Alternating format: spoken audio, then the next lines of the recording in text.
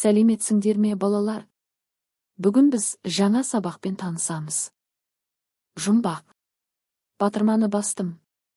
Күннің көзін жақтым. Жауабы: шам, жарық шамы. Суреттегі заттарды талдайық. Мөлдір жарық өткізеді. Терезе. Аквариум, шыны ыдыс. Көзілдірік. Жылыжай, пленка шыныдан. Мөлдір емес, жарық өткізбейді. Машинаның есігі. Қол шам, фонариктің корпусы. Заттың мөлдірлігін қалай анықтауға болады? Затты жарыққа тосып көреміз. Егер жарық өтсе мөлдір. Егер жарық өтпесе мөлдір емес.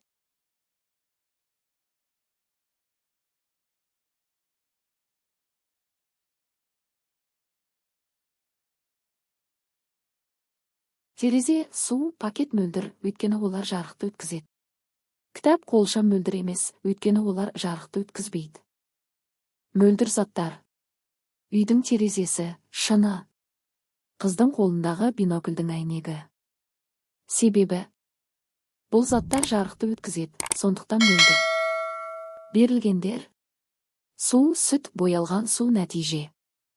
Су мөлдір, жарық өтеді, сүт мөлдір емес, жарық өтпейді, боялған су жартылай мөлдір, аздап өтеді, қорытынды. Су мөлдір, ал сүт мөлдір емес, себебі жарықты өткізуі әртүрлі. 1. Қандай заттар мөлдір емес деп аталады?